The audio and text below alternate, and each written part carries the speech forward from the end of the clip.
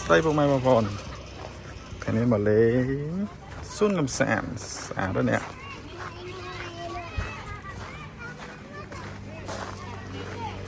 អូណាមានសក់មានអីទៀតមែនតើណោះ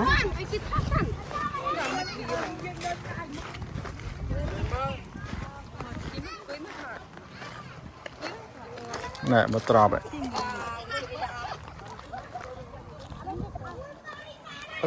ចង់នៅផ្ទះចង់ដាំចឹងដែរដាក់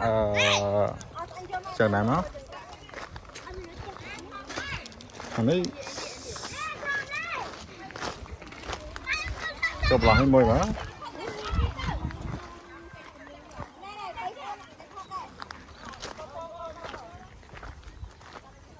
មែនតើ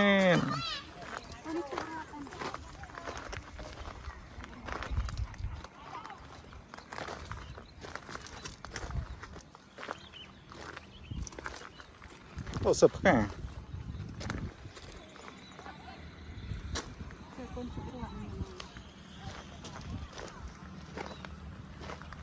ចាប់ប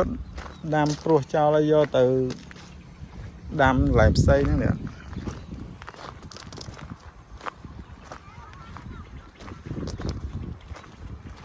ស្អាតទៅខាងនោះក៏ស្អាតដែរនេះ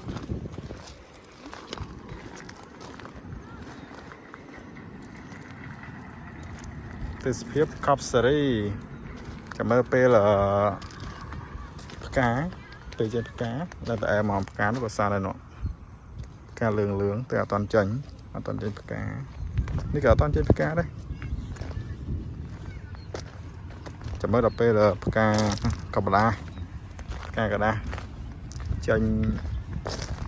បោះតងខ្ពស់ចាំមើលដល់ស្អាតមកនេះគេធ្វើឡើងត្រើងហ្មងចាំមើល2-3 ខែទៀតនៅ